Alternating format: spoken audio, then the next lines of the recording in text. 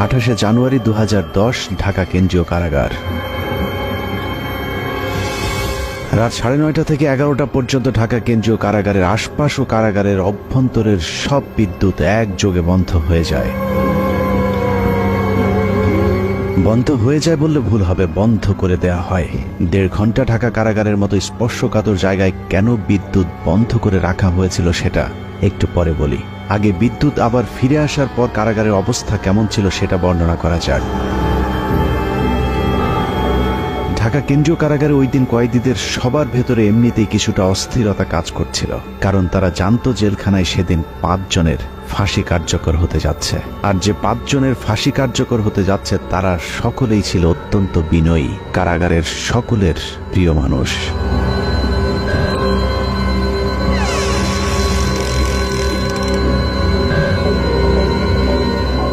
রাত 12:01 colonel Faruk Rahman, major AK Mohiuddin Ahmed artillery, Mohiuddin lancer ও সুলতান শাহরিয়ার রশিদ খানকে ফাঁসিতে ঝুলিয়ে হত্যা করা হয়। 4 জনকে ফাঁসি দেওয়া হলেও লাশের সংখ্যা ছিল মোট 5টি। ফাঁসি কার্যকরের পরদিন যথারীতি 5টি লাশ পাঠানো হয় যার যার গ্রামের বাড়িতে, কিন্তু একটি লাশের ক্ষেত্রে বিশেষ নিরাপত্তা ব্যবস্থা রাখা হয়েছিল, আর সেটাই হলো চুয়াডাঙ্গার সূর্য সন্তান মেজর বজলুল হুদার। মেজর বজলুল হুদার বাড়ি চুয়াডাঙ্গার হাটবোয়ালিয়া গ্রামে সেদিন র্যাব পুলিশের উপস্থিতি দেখে মনে হয়েছে আইন শৃঙ্খলা বাহিনী বোধহয় চুয়াডাঙ্গাবাসীর বিরুদ্ধে যুদ্ধের প্রস্তুতি নিচ্ছে। যুদ্ধের এই আয়োজন ছিল মূলত মেজর বজলুল হুদার মরদেহ যেন কেউ দেখতে না পারে সেটা নিশ্চিত করা।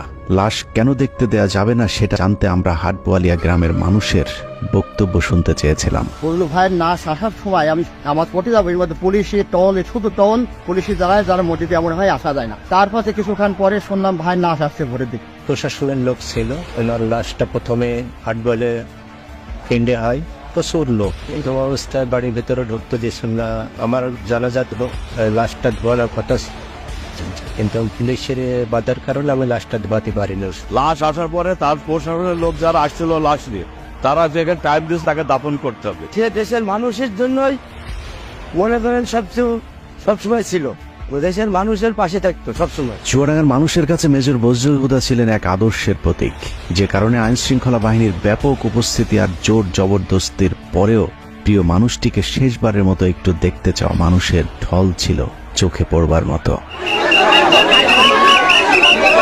আইন শৃঙ্খলা বাহিনীর নির্দেশনা ছিল 5 মিনিটের মধ্যে মেজর বজলুল হুদাকে দাফন করতে হবে, কিন্তু জনরোষের মুখে আইন শৃঙ্খলা বাহিনী পিছু হাঁটতে বাধ্য হয়। প্রিয় মুখটাকে গোসল না দিয়ে কিছুতেই চুয়াডাঙ্গার মানুষ তার দাফন করাতে চাননি।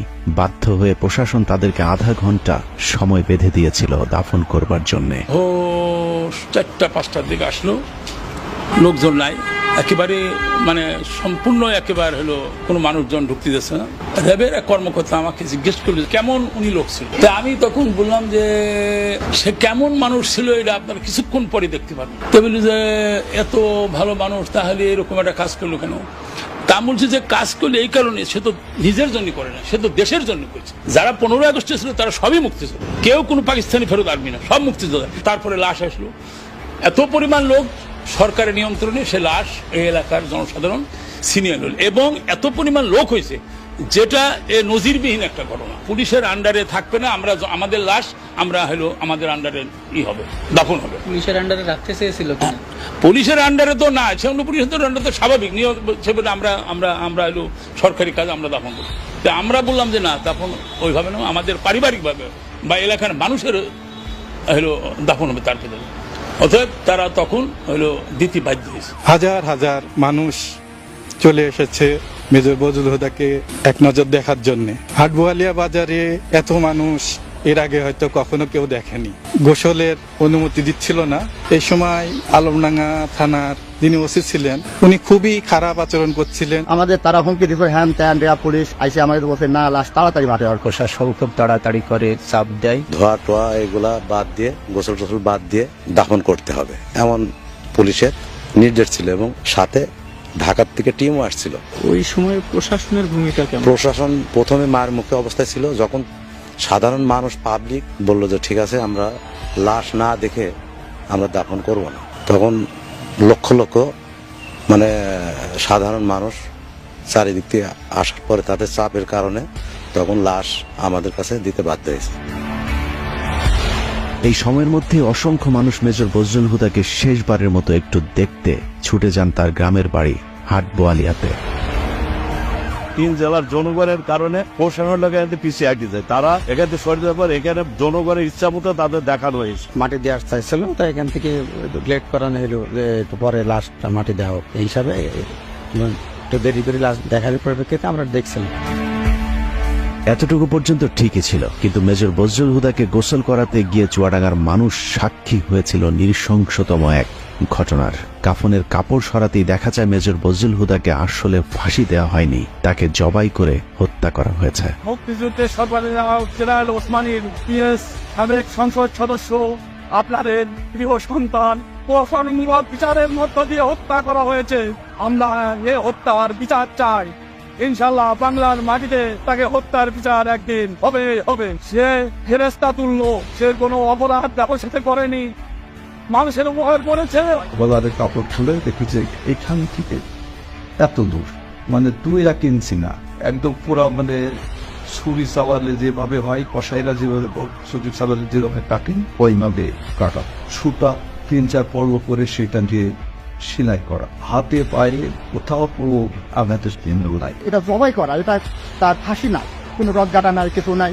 গলায় ছিল একটা টেপটা সরিয়ে দেখলাম হাতটা ঢুকে গেল, পট সুতো দিয়ে কালো সুতো তার সেলাই করার অনেক দূরে দূরে, রক্ত টপ টপ টপে পড়তেই আসে। তালা কাটা ছিল, এটা আমরা দেখেছি। ফাঁসি হলে গলায় হালকা দাগ থাকে, গলা তো কাটা গলা সেলাই থাকে না। কবরস্থানে যখন মাটি দিছে তখনও কাফনের রক্তে ভিজে গেছে। ফাঁসি দেওয়ার নামে তাকে জবাই করা হয়েছে। লাশটা কি আপনি দেখছিলেন? জি জি, আমি লাশটা দেখেছি, চোখে দেখেছি। লাশ ওনার গলাটা কাটা ছিল এবং সেইখান থেকে অনবরত রক্তক্ষরণ হচ্ছিল।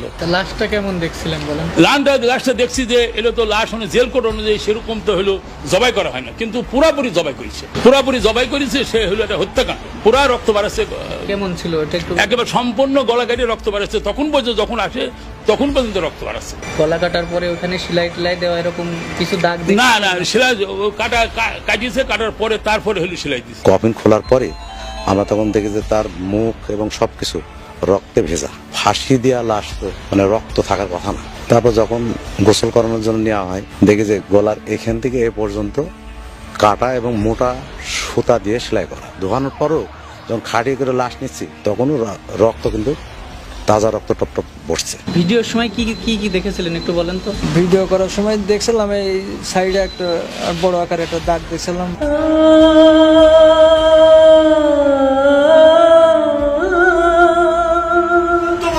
বুকে ব্যথা নিয়ে বেড়াচ্ছে আমার ভাইকে সিরিয়াল খুনি শেখ হাসিনা জেলখানায় ঢুকে নিজ হাতে জবাই করে হত্যা করেছিল।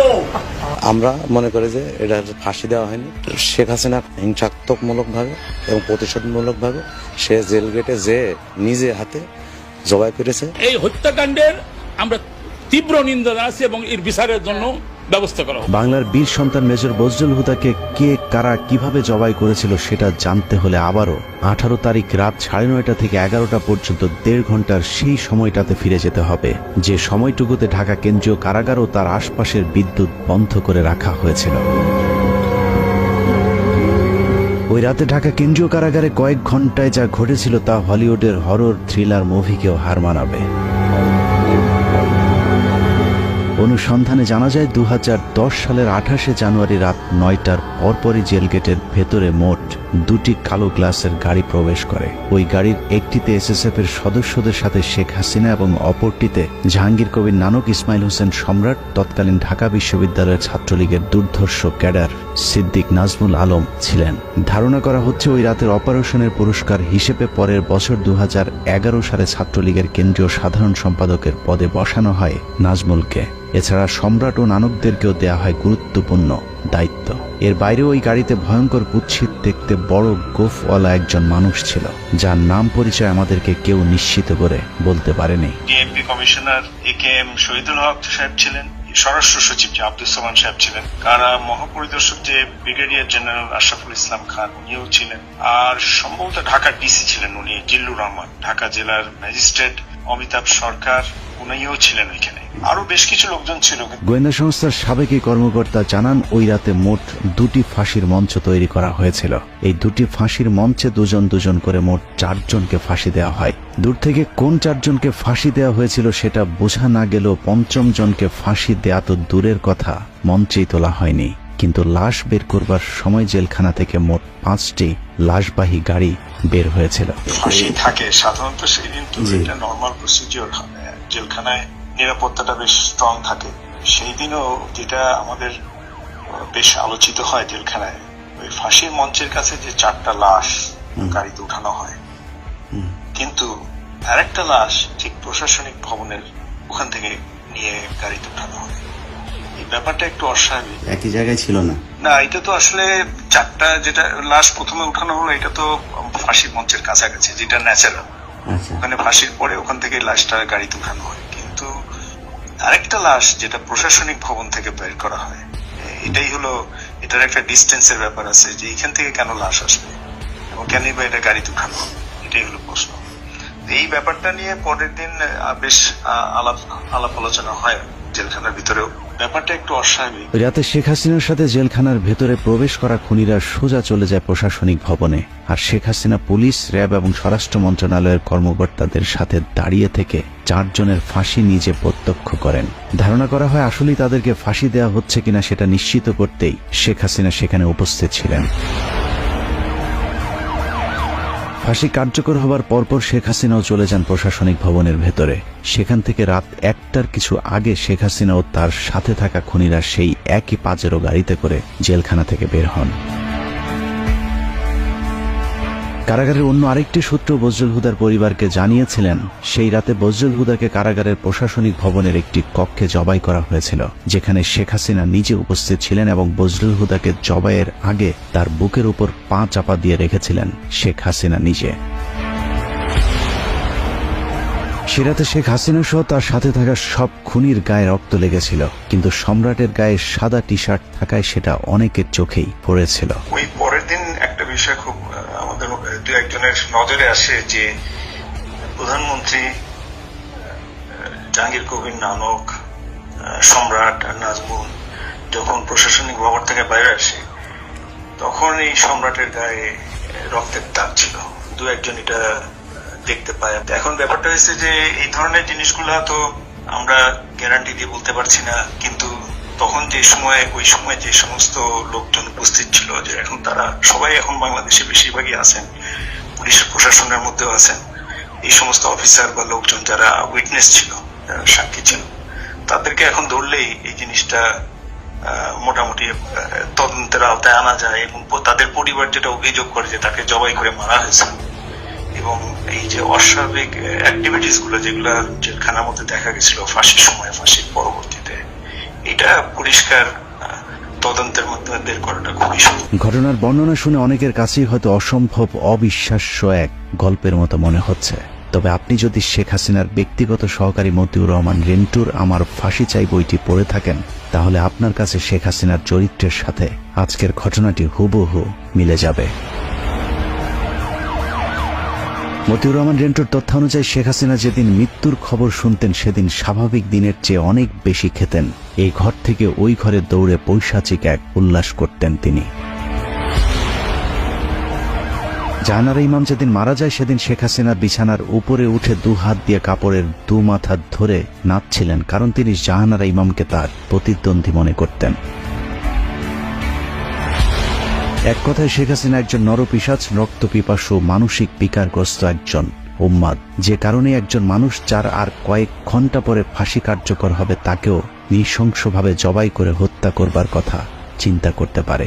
একটু চোখ বন্ধ করে ভেবে দেখুন, কত নৃশংস নরপিশাচের হাত থেকে আল্লাহ আমাদেরকে বাঁচিয়ে দিয়েছেন। শেখ হাসিনা নাই, শেখ হাসিনা চলে গেছে, শেখ হাসিনা পালায় না। যাই হোক, 15 আগস্টের বীর মুক্তিযোদ্ধা মেজর বজলুল হুদাদেরকে আমরা সম্মান দিতে পারিনি, যে কারণে আজ আবারও শেখ মুজিবের প্রেতাত্মা আমাদের উপর চেপে বসেছিল।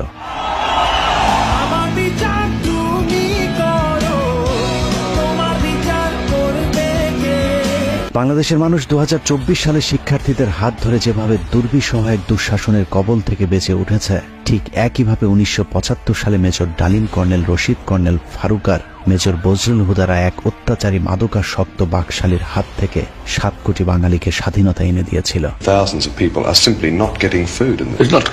শেখ হাসিনার দুঃশাসন আমরা চোখে দেখেছি, কিন্তু শেখ মুজিবেরটা আমাদের থেকে আড়াল করে রাখা হয়েছে বলেই আমাদেরকে এখনো তাকে বিতর্কের ঊর্ধ্বে রাখার কথা শুনতে হয়। কিন্তু বাস্তবে শেখ মুজিব তার পরিবার আর দলের লোকজন ছাড়া অন্য সবাইকে তার কৃতদাসে পরিণত করেছিল।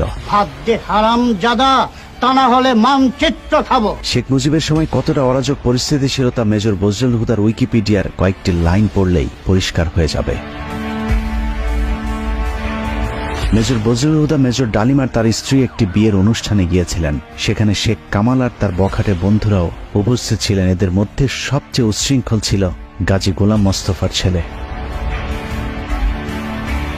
গাজী গোলাম মোস্তফা ছিলেন শেখ মুজিবের সবচেয়ে আস্থাভাজন এবং ঢাকা মহানগর আওয়ামী লীগের সভাপতি। অত্যন্ত অসৎ প্রকৃতির এই লোকটিকে শেখ মুজিব রেড ক্রিসেন্টের চেয়ারম্যানের পদেও বসিয়েছিলেন, যিনি গরিব মানুষের চাল, তেল, কম্বল চুরি করে শেখ মুজিবের সাথে ভাগাভাগি করতেন। ক্ষমতার দাপটে বিয়ের অনুষ্ঠানে আসা মেজর ডালিমের স্ত্রীকে অসম্মান করার সাহস দেখিয়েছিল শেখ কামালের বন্ধুরা। এ সময় মেজর ডালিম ও বজলুল হুদার সাথে শেখ কামাল বাহিনীর ধস্তাধস্তির এক পর্যায়ে তারা মেজর ডালিম ও তার স্ত্রীকে তুলে নিয়ে যায়। তাদের খোঁজে একদল সেনাবাহিনী গোলাম মোস্তফার বাসায় অভিযান চালালে শেখ মুজিব তার পুত্র শেখ কামালের বখাটে বাহিনীর কোনো বিচার না করে উল্টো মেজর ডালিম ও বজলুল হুদার সেনাবাহিনী থেকে কমিশন বাতিল করে দেন। এভাবেই পুরো দেশটাকে বর্তমান শেখ হাসিনার মতোই পারিবারিক সম্পত্তিতে পরিণত করেছিলেন Sheikh Mujibur Rahman. Sheikh Mujibur Rahman not deal with the political movement in a democratic way. He was virtually controlling the public, but he could not face the criticism. Mujib ক্ষমতায় টিকে থাকার জন্য হাজার হাজার রাজনৈতিক কর্মীকে হত্যা করে, আর রক্ষী বাহিনীকে দিয়ে উনি উনার রাষ্ট্র ক্ষমতা টিকিয়ে রাখা দলের শাসন কায়েম করার চেষ্টা করলেন। এসব কারণে 2024 সালের মতো 1975-এর 15ই আগস্টে বাংলাদেশ সেনাবাহিনীর পাশাপাশি ছাত্র, শিক্ষক, পুলিশ সহ সর্বস্তরের মানুষ আনন্দ উল্লাস করেছিলেন। This is how Dhaka looks today. The same tanks on the streets, soldiers still on guard, and yet it is almost as if nothing had happened. There was no rioting, almost no reaction to Sheikh Mujib's murder. Sheikh হাসিনাকে যেভাবে কুকুরের মতো পালিয়ে যেতে হয়েছে, কেউ তার রক্ষায় এগিয়ে আসেনি, ঠিক একইভাবে শেখ মুজিবের লাশ ধানমন্ডি 32 নম্বরে পড়েছিল। কেউ শেখ মুজিবকে একটু দেখতেও আসেনি। কেউ কোনো পদক্ষেপ নিল না। ওই লাশ পড়ে থাকলো 32 নম্বরে। কেন? এত বড় সংগঠন, এত নেতা কোথায় ছিল? জানা যায় লোকজন ডেকে পাওয়া যায়নি। 570 সাবানা রিলিফের কাপড়ে দাফন করা হয়েছিল বাকশাল মুজিবকে। আবার কি এক টুকরো কাফনের কাপড়ও নিয়ে যাননি, কাপড়ের পাড় ছিঁড়ে তারপর সেই কাফন দেওয়া হয়েছিল। অন্যদিকে মেজর বজলুল হুদাদের জানা যায় পুলিশ দিয়েও মানুষের বাঁধ ভাঙা জোয়ার আটকে রাখা যায়নি। মানুষের চাপে আধা ঘন্টার মধ্যে দুবার জানাজার নামাজ পড়ানো হয়েছিল। ওখানে যারা জানাজায় অংশগ্রহণ করতে পারেনি, দ্বিতীয় জানাজায় নগরগোলা ঈদগাহ মাঠে লক্ষ লক্ষ জনগণ সবাই লাইন ধরে দেখছে, দেখার পরে এখানে তাকে দাফন করা হয়েছে। মেজর ডালিম হুদাদের জন্ম আছে, মৃত্যু নেই। মরণের মধ্য দিয়ে তারা অমর হয়ে আজীবন বেঁচে থাকবে এদেশের মানুষের হৃদয়ে। ভাইয়ের কথা বলে শেষ করতে